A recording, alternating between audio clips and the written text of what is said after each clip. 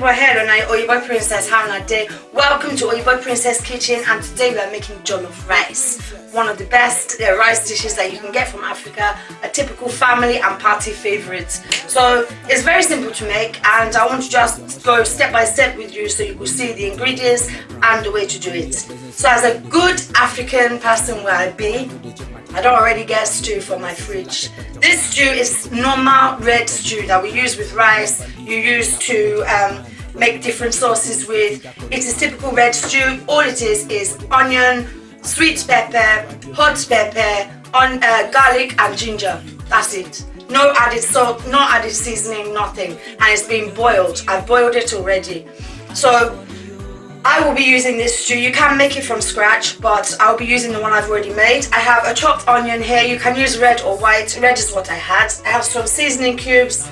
I have some tomato puree, vegetable oil and rice. So to begin with, all I want to do is fry my onion in some vegetable oil. Okay, so as you can now see, the onions are starting to brown, or they're going a little translucent as well, which is what we want. And now I want to be adding tomato puree. Now this tomato puree is 142 grams and is roughly about the right amount for what I want. And you can also see how much oil I've put in there from the level. It's just covering the bottom of the pan. I'm putting the tomato puree in because we want to now fry it. The frying of the puree is what gives your jollof rice a very good flavour. Some people add it into the stew and simply add that in one go, but me, I personally prefer to do it this way. So let me just get everything out. Take a few seconds. Not that strong, unfortunately. Yeah, so as we do like this there, it's already, the kimchi done, they started, they smell one kind, very sweet. I for jump, but you're not going to see me. I think that will do. I think we're pretty much out. So I'm simply now just going to be frying this in with the onion for some time, maybe another 2-3 minutes. Okay, so as you can see, I've just left this to fry down a little bit. A bit like saying I just like 2 minutes, no more. And I've been stirring it. Make sure the thing really stick. The onions are now looking very well done and it's ready to go. You can still see small oil, Abby. So that's what we are finding. So using my pre-boiled made stew. Again, the ingredients are going to be at the end of this video, so please have a look. This stew, as I said, has been boiled with nothing. No added salt, no added seasoning, absolutely nothing. So I'm going to tip this in and start frying it with everything else. So this is the stage that I like, Sha. From now you go start to smell better because all the chili pepper, everything there inside there. So it will start to smell very nice in your kitchen, which is what we all like, Sha. If your husband they come home now and they smell this kind of thing over there, you go know why you marry her. That's something. So oh wife, Sha, there's no reason why you guys can't be cooking for us. Meanwhile, so equal opportunities and everything. So I will just mix everything together, which I will show you, and then I will allow the oil to fry it for a further. Now you want to fry it for around 5 to 10 minutes. You will know when it is fried because it will be bubbling away and the oil will be sitting on top. So for now, let's just see how it goes. 5 to 10 minutes, I'll come back. Okay, so in here I've just quickly boiled plain water. It's just under 1.5 pints, but do it by eye, Sha. You gonna know how much rice you go use. So as I did this is just plain water. In that same bowl is red because of the stew. I want to just make sure I get every last bit as well. So this stage is not necessary if you are boiling your meat today when you make your jollof rice, but if you already have meat that you have pre-cooked, you will not be having any stock. So I have not got any stock today, so I am using water with a typical Oyinbo OXO cube. It's slightly different to Maggi because this is actually meant as a stock cube rather than a seasoning cube. However, you know, if you're in the UK, you will definitely find this. If you're not, you can use any sort of gravy kind of granule type substance that's going to give you some sort of flavoring, some sort of stock. So that is beef, because I'm going to be using beef. And that is now what we call a stock. It's not going to be as rich, it probably won't be as flavoursome, however it will still just do the job. So I'm going to leave that on the side because I'll be needing it soon, but for now that is just going to stay there like that. Okay, so I've been allowing my stew to do its thing. I've just stirred it. It's boiling nicely, it's frying nicely. Here I have some Maggi. I'm just going to be adding, let's say 2 Maggi at this time, and we'll taste it later. For you, my princess, I must be radical. Hey. So there goes the Maggi. I could drink all your enemies like a jabugari. You too fine, that's why I've got it on a low heat, by the way. I don't want to be burning it underneath. With the Maggi, I will also add some aromat, which is this. It's just like an all-purpose seasoning. Again, not too much. We can add more later if necessary. But essentially, you need curry powder. Cannot make jollof rice without it. It's what gives it that wonderful flavour and yellowy golden colour. And then we will add some thyme, dried thyme. Again, the typical aroma of a very nice jollof rice will always have thyme. So you're going to stir it all in and just allow it continue to do its thing for a couple of moments before we use the water and the rice. Get everything stirred in nicely, and like I say, give it a couple of moments. Let all the fragrances join. Let all of them marry inside the pot one time. I beg, no time to take time for Oyinbo Princess Kitchen. Oh yeah. Okay, now I want to be putting my rice inside. I've not yet added the water, as you know. This is just my mixture. I've given it literally 1-2 minutes just to marry all the flavourings together. And I'm now going to add my rice.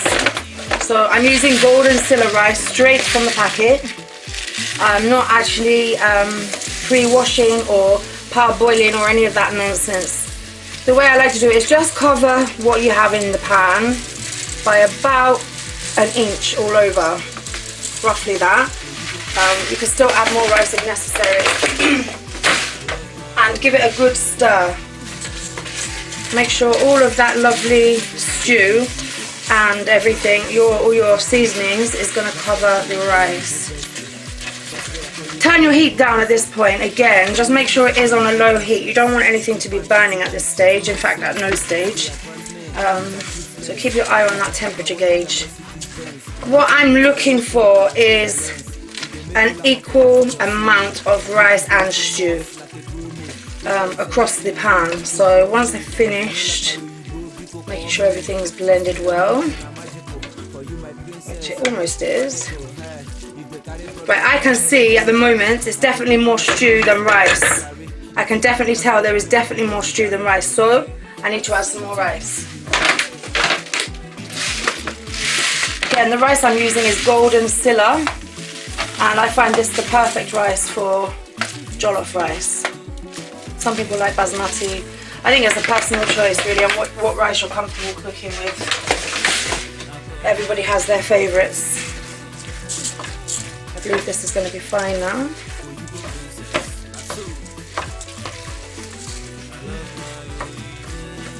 I think you'll be starting to see what I mean by it being an equal amount of the two. That's why I call you my Oyinbo best. That's why I call you my Oyinbo best. Characteristics of Oyinbo princess. If it's not just my eyes deceiving me, I'm sure you can now see that this is more of a rice and stew mixture. So leave it for a few moments, turn it around for a few moments, just let that rice really get that flavouring into it before we add anything else. Keep stirring on. Okay, so we've given it 5 minutes, we've been turning our rice, everything is now starting to smell slightly like toast. I think it goes sabi with me by toast. So we're ready to add our stock. Now the stock, what we don't want to make earlier with this, just our water with our stock cubes, or if you have boiled your meat, keep the water from your meat today and you will use that as opposed to this. So either way, Sha.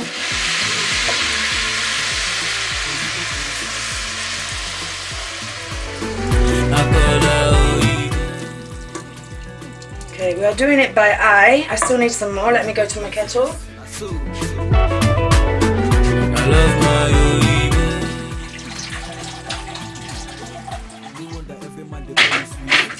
I swear my princess, you too cute. Okay, just add a little more. So, just stir it through. Make sure it all covers up all your rice. All your rice together. Now this is not quite enough. You want to just try to cover with a little jar. This is much better. Okay, at this point I usually will add a little salt, because as you know, so far we have not added any salt at all. The only salt that's going to be in there is from your seasoning. So just add a little across the top as if you were boiling normal rice. Stir it through. And then the next stage is very important. You need to find some foil. So put your spatula down, grab some foil and cover your pan. Here's one I made earlier. So we're now trying to seal in. Be careful because your pan is very hot. Seal in the heat. We don't want it to be escaping. The whole point is we want to really steam this rice. Keep it on a low to medium heat and allow it to take its time to do what we want it to do. The aim is to get it boiling like you normally would with normal rice. So once it's sealed all the way around, use your lids. You must have a lid that fits tightly and securely, and firmly push it down so it creates a vacuum. And that's it, voila. We will leave it for roughly 20 to 30 minutes on a low to medium heat. So I don't leave this thing for like at least 20 minutes now. I don't seal. I never come out the lid. And the heat's now very low something, so I'm sure say nothing will happen for now. We see you want to do, we say come out this one. Now for air, you see you don't hold air. Now we see we want make it if you don't hold air like this, you never do and well. You're supposed to hold air. But now you won't release the air because you won't look for one corner, see what team play. How in day. Oh yeah, mind your hand, the steam is there. You're literally just checking to see whether the water has gone. Okay, I can show you. Are you seeing? I think you can just about peep into that corner. The water is still there, Sha. It's not gone anywhere. There's still water, so you'll cover it back. Keep an eye. So I'm just explaining how to be checking your rice. If the water don't come out, that's when we move to the next stage. Seal and bag well. You won't create that same vacuum where you get the first time. Oh yeah, another 5-10 minutes. So it's been about another 10 minutes. We have another vacuum, as you can see. We're going to take it all off completely now because we want to see what's going on under there. Make sure nothing's happening that we don't want to happen. By now, I can actually smell jollof starting to take place. Color's good. And we're gonna use a fork to just see what's going on. Okay, you're gonna use the fork to fluff it. I go all the way around just to ensure we're not sticking anywhere. And then once you've gone around the top, dig down to the bottom.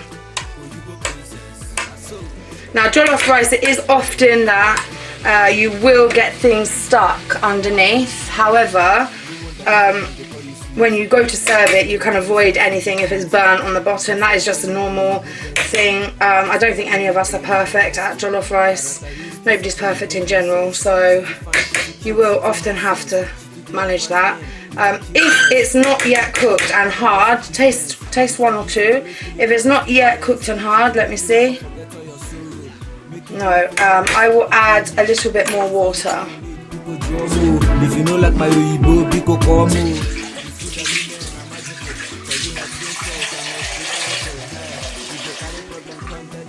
Remember, you're using hot water from your kettle. That's why everybody loves you, Jerry. I swear you too beauty, you too pretty, I don't feel describe your beauty. Okay. So again, dig down. should be much easier to lift now. The reason why we're using a fork and not the spatula is we do not want to recreate that like pounding it together. So yeah, let's leave it like that. We're doing good. I'll adjust a tiny weeny bit more just for it to sit on, and I'm going to cover it back over for another 5 to 10 minutes. Create your seal.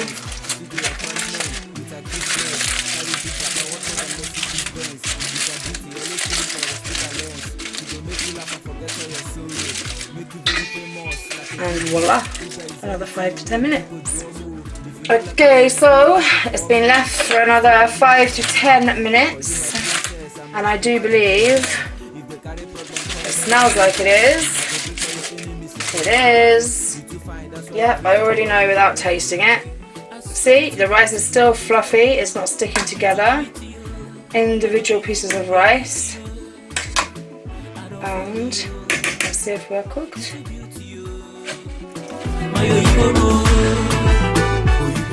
Oh boy, hot. Perfect. Rice is cooked, everything is done. Now the only thing will remain now to serve them. Oh yeah, let's get it on the plate. Okay, so my best way to serve jollof rice is by using a small bowl, which is smaller than the bowl you wish to serve it on. It doesn't always work, Sha, but give it a go. So you will now pack your bowl with jollof rice fresh from the cooker, and you want to make sure that it's packed tight. Don't push it down during packing it, just push it down at the end. Wash your hands off, because like now it's very, very hot. Okay, so as you can see, I've got it full here. I'm just going to gently ensure that it's as tight as it probably can be without really forcing it. Okay, so we have our rice like this. Preferably don't do that and spill it on the plate like I just did. And you will do an upside downer, okay? Literally as simple as that. It's nice to serve it this way, Sha. Knock knock, who's there? Jollof rice. Now have your jollof rice. You can take your piece of meat. Oh boy, you both are good.